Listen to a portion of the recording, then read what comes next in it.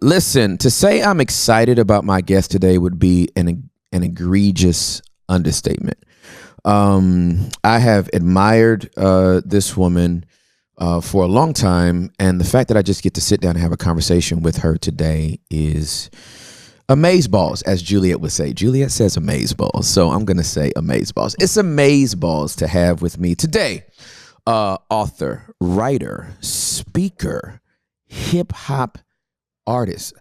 I'm gonna just go ahead and call you an MC. There's some people that rap and there's some people that are MCs. You're an MC. Thank you. Spoken word artist. And I do need more in my cans, Sammy. I don't know how I was fading, but I need some more.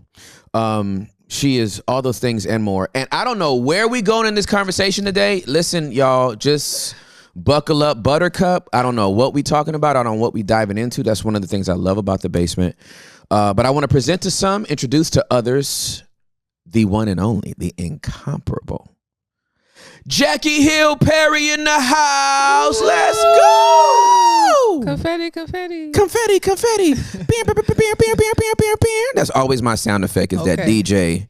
Bam, bam, bam, bam, bam, bam, bam, bam, bam. A little Coachella or something. Look, yeah, little something. Little Coachella, little Coachella. Hi. How you doing? I'm fantastic. How are you? I'm all right. Good. Yeah. I'm so grateful you came. You got me out here in this lavish land of yours. they be seeing your face. They ain't seen the lavishness that the Lord has blessed you with. Well, you know, I most guests have to wear a black hood to be driven up to the location, and then we just peel it off. That would be wise. But thank you for coming to my house, not just on the pod. Yeah. To my house. Now this is different. I don't think I've ever done this.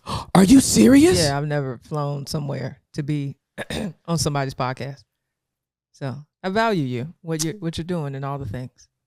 And we had a little moment back there. It was we nice. did, but I'm about to have another one because I'm really sensitive right now. So this is nice. Thank you, Jackie. That means a lot. No problem. Oh my gosh. Yeah. And to Preston and your children, please give them my warmest regards for allowing you to come. I will. Spend a half a day with us. Yeah. Like I do not take that for granted. Yeah. Family is incredibly important to me. Yeah. And so, especially for what it is that we do, the family has to be wired a certain way. For sure. To, release us to do it. So, okay. So let me set this up.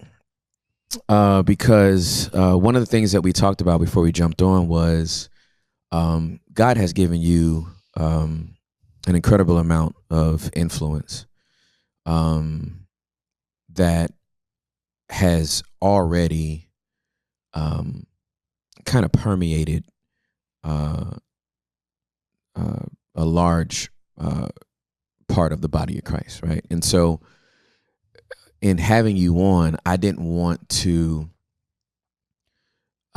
this to be like the 15,000th time that you had to talk about. Yeah. So you used to be gay. How was that? So you're not gay no more? When you see women walk down the street, do you look at their butts? What is the prayer that you pray? I need to give it to my daughter. Speak slow when you say it, because I want to write it down. I want to write it down and give it to my gay daughter and my bisexual son. Well, anyway, go ahead. Oh my God. Sorry. So what had happened was that's what we didn't want this to be, yes. Right? Is for the 20,000th time, how was that conversion for you? How did that go? 4 babies later, how you feeling? You gonna stick with it? Is it you gonna ride this thing out? Or I bet I should by now. Golly. So I didn't want this to be that. I didn't want this to be a creative rehashing. Go buy her book. How about that? Right? Go listen to her albums. How about that? Go Google Jackie Hill Perry and go watch. Spend a day binging the content. Yeah. I wanted to muse about what's in your head now. Yeah. What you thinking about now. What's on your heart now. This doesn't have to be a point of to jump off, but what as if I wasn't already endeared to you. On Instagram, they have a little thing in the like when you go into your DMs. you can leave like these little 24-hour messages. Mm-hmm. And so I saw yours for a few days, and for a few days I was just praying for you because I think your allergies had hit, and you was using Flonase and all kind of other stuff. You using, and there was like a 24-hour update of like, y'all still pray, and Flonase better work, and all this stuff. So I'm just over there like, okay, oh, she's gonna be all right. Because pollen is a thing. Everybody in the family has allergies except me. Okay. So I have to, my heart goes out to him. But you're the elect. I was predestined to not have pollen. The elect of God. but one day I saw Ezekiel 8 is still happening. And I'm like, this is my sister from another mister. Because I don't know many people that's just in Ezekiel to begin with. You know what I mean? And if they are, it's only 37. It's never about the wheel in the middle of the wheel. It's always going to be about, can these dry bones live, right? But to randomly be in Ezekiel 8 and to put it as your 24-hour message, like Ezekiel 8 is still happening. Let me go see if that lemonade is done. Like, you know what I mean? It was just like, oh my God, I think she reads the Bible like I read the Bible. Like we be seeing stuff. Yeah. So that interested me because and what's so funny is when you put that, I don't think I responded to you, but in my head I'm like, well, if Ezekiel 8 is still happening, and Ezekiel 36 is still happening as well, and Ezekiel 35 is still happening as well, 33 is still happening as well. So yeah, what's on your mind now? Like what is Jackie musing right now? I'm grieved. You're grieved? Yeah. Okay. I'm grieved. So I had just come out of a conversation with my husband. He had a conversation with somebody who is in kind of like the Christian gospel industry in particular. Yep. And they were just talking about how they want to get out of how they want to get out of the Christian gospel industry because of how sinful it is. And he was kind of downloading to me some of the observations that have been made, and some of the not even observations as if it's a minor thing, like kind of some of the consistent behavioral patterns in many of the top artists. Yep. And it grieved me because I felt like, one, God won't be mocked, right? Period. But two, it felt like, man, like Ezekiel 8, when he talks about how he goes into the temple and how in every section of the temple, there's idolatry happening. I read it. Ain't that crazy? Like when you wrote it, I mean, when you posted that, I went and read it right there. He dug into the wall. Went into a room. Yeah. And you got the priests bowing down to these images. Yeah. And it's like, that's still happening. Mm-hmm. The priests are still bowing down. It's just different. So they're bowing down to money. They're bowing down to fame. They're bowing down to followers. They're bowing down to all of the women that they have access to because they sing about Jesus, which is interesting. And so it's just, I'm grieved. That's how I feel. The Christian industry, we don't want to use that language, right, but that's what it is. It is an industry. It's an industry that has so many snares attached to it. Yeah. And I guess part of me feels like, what are we going to do about it? Yeah. Okay. What are we gonna do about it, Jackie? I don't know. We got to start rebuking more. Like, I'm like, do I make a reel? Like, what? we need a list of rebuke reels. I don't know what to do. Okay. Well, I think talking about it helps. Yeah. I absolutely do, because one of the things that I feel like this platform is meant to do is to put people on alert. Yeah. Like the whole thing about the basement was letting people know, like, don't go to that 100th floor. It looks like the place to go. You don't want to be up there. Yeah. You know what I mean? And so in the same way, when you think about Christian music, where it is now ain't new. Yeah. You know what I mean? Like, this has been going on for decades. Yeah. Decades. And we don't want to, in hindsight, give an honest review of some of the people that laid the groundwork. for Keep going. where Christian music is today. Mm-hmm. So since I'm usually the one, Come on here. James Cleveland. Oh my lands. James Cleveland, many would regard as the godfather Mm-hmm. of gospel music and perversion. Yeah. They don't It's say documented. that. They don't say the perversion part. Mm-hmm. But we don't do an honest review like the Bible does Yeah. of its kings. Yeah. Yeah. You know what I mean? Yeah. The Bible was completely uncensored. Those chroniclers had zero chill Yeah. when it came to the review of their kings, That's facts. including our beloved David, Yeah. including Solomon. Yeah. And we like to point to Saul and Rehoboam and, Mm-hmm. but there was an honest review of everybody. Mm-hmm. You know, this was a man after God's own heart, and he had Uriah killed Mm-hmm. and took his little wife, Yeah. and their first baby died. Yeah. And so if that's honest and we can't be honest, then we're not informed on what's going on now. Yeah. James Cleveland was a practicing Mm-hmm. homosexual Mm-hmm. while singing gospel music. He turned out countless Mm-hmm. artists and musicians, not just in their careers. Mm-hmm. Oh, that Tim, if you say that like that, that's gonna be, and in their rears.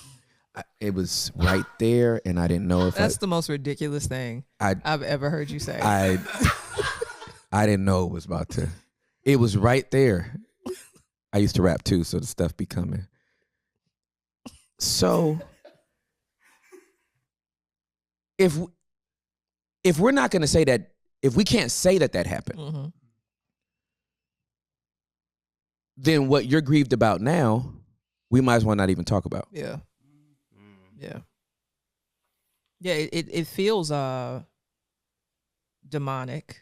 It feels evil. It feels concerning on many levels. And I empathize on some level with the snares, right? Oh, I do too. Absolutely. You know, like I understand how there can kind of be this disorienting thing that happens in the mind when you're being used, Mm-hmm. where you really start to think that the usefulness Mm-hmm. is evidence for intimacy. And it's just not. Yeah. It's just not. Hypocrites are very useful to the kingdom. Whether that's to lead some people into darkness as judgment, you know what I'm saying? Like the Lord be doing that. Like you got Pharaoh, he hardened his heart as a means of accomplishing a goal. Right. And so it's like you can very well be a donkey Right.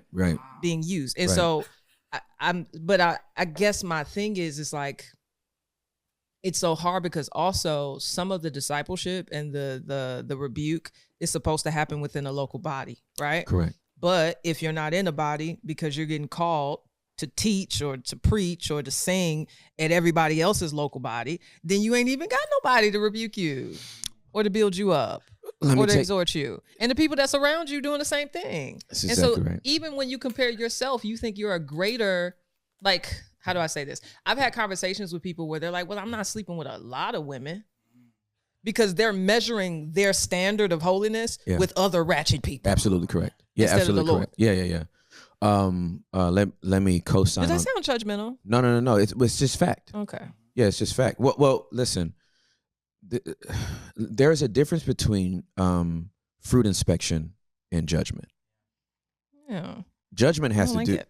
Judgment has to do with the finality of your soul. Mm. Fruit inspection has to do with your behavior. Yeah. And we shall know them by their fruits. Like Yeah. I can only go off of the fruit that I'm seeing. Yeah. If I don't have context, I stand to be corrected, right? Which is why I don't like to speak until I have more facts. I wanted to be a homicide detective, so I take that part very seriously. But just to offer both validation and identification to your statement, there was somebody that took a church, Mm-hmm. and the board, the this person had issues sexually with women, right? Very promiscuous person. But this person is a candidate to be a pastor. Yeah. Okay. And the board's judgment is at least he's not sleeping with dudes. Oh. Okay. So this is where we are. Yeah. There's now a scale. Uh-huh. Like instead of just calling it all perversion, right? Yeah. There's now a scale of like what's intolerable on the sin scale. Because let's be clear, heterosexual fornication is just as perverted as homosexual sex, because that's not according to God's original design. You're not created to give your body to all these different women that you're not in covenant to. And so that's just Genesis 1 and 2. Okay. And Ephesians 5. This is, so now let me throw in Genesis 19. Come on here. Right? Yeah. So literally that thought is the same thought that was embedded in Lot when they were beating on that door and said, bring those angels out. And his response was, no. Take my daughter. Just take my fam. Lot, do you hear you? Do you actually? But wait. Since we here, why was he called righteous? I still try. I don't. No, no, Jackie, and don't point. Teach it. Yellow glasses. Come on. And go. I know you know. I don't know. I read it in Jude, and I'm like. Because nothing about his journey seems faithful. No, not at all. And Jude's like, he was disgusted by the righteousness that, or Jude or Second Peter, one of them. He was disgusted by the righteous, he was a righteous man who couldn't take what he was around. Yeah. He voluntarily moved there. Yeah. No, he did. He voluntarily. He asked Abram if he can go there. That's exactly right. Yeah. And then he moves there. Then he becomes one of the city officials because he's at the gate. Yeah. So that's why those dudes turned on him and was like, how you going to talk to us like this? You've been on the city council for years and you ain't said nothing about our behavior. Yeah. We're going to do you worse than we're going to do the angels. No. So you can be so perverted that you actually think, well, hey, sex with angels is wrong, but if you just take my daughters, that won't be. Mm-hmm. Right? Then to be able to escape, your wife's a pillar of salt, and your daughters to be like, you know what would be a good idea? Let's do it to dad. Let's get daddy drunk. On Tuesday, I'm going to do them. On Wednesday, you going to do them. And at least we'll have some children. Do you know that's who the children of Israel kept falling with? The Moabites? They all came from them. Mm-hmm. So I think we open up something that needs to be really addressed, and that is there's so much perversion in the body at this point that we have now just said, as long as it ain't it can't be this, right? And then we all start choosing. Well, gay sex can't. Just don't let it be gay sex. Sex, but not gay sex. And then gay sex. Oh, but it was just head. Drug use. But it was just weed. You know what I mean? It wasn't. Look, Zach Timms OD'd on cocaine in a hotel room. It's one of the most heartbreaking things. I don't know if y'all remember Zach Timms. He was a pastor. He was a pastor in Orlando.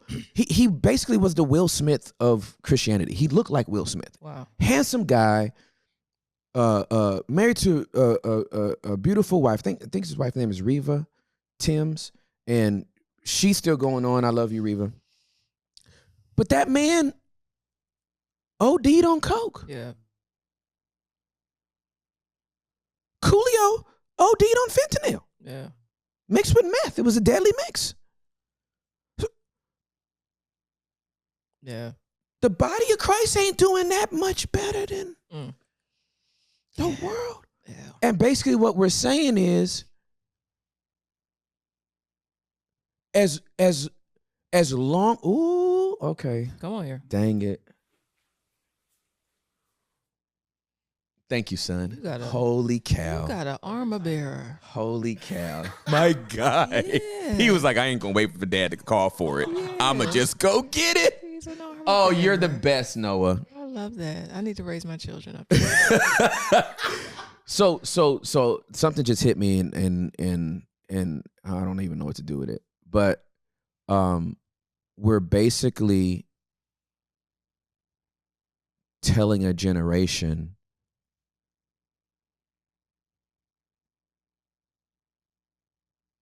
sin management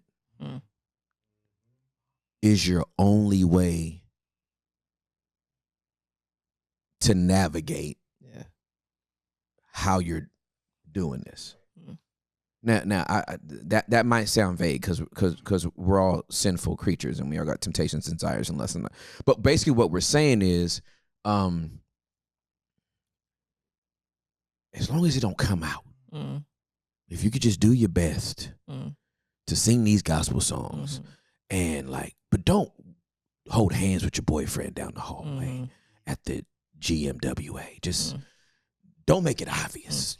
But that's a part of the deceit, because this is deceit. It's that God sees everything. But you don't care. You don't care. So like, for example, when I first came to faith, I've told this story a lot, but I think it's helpful. I had repented, didn't know I repented. I just knew sin is bad, terrible, God is better. And so there was a deliberate just choosing him. Didn't know what that meant, right? I go to work the next day, worked at Wendy's, and I'm dressed the same. I look the same. I walk the same, but I was not the same. Correct. And I knew I wasn't the same because I had this opportunity to steal $20. I used to steal $20 all the time because I get 4 blunts that way. Yeah. And so the opportunity came, and I had this awareness of God that I never had. And I was raised in church, kind of, sort of. Yep. So it wasn't that I didn't think that God was omnipresent. Right. It was just that I cared. There was reverence there. And so to me, the issue of, having sex with this person or not this person, getting drunk or whatever, mismanaging money and not stewarding, or being generous or being jealous or self-righteous or whatever the case may be, all of that has everything to do with how we see God. Right. And if we do not see him as King and Lord and good and judge, but also savior, meaning like he can actually save you and set you free from the thing. You're thirsty. All of that is thirst. Right. You keep having sex with all these people because you're thirsty. Right. You're going to these witches because you're thirsty. Right. You're going to these psychics and these mediums because you need guidance. Right. Guess what? We have Proverbs. Right. We have Ecclesiastes. And so, yeah, that's it.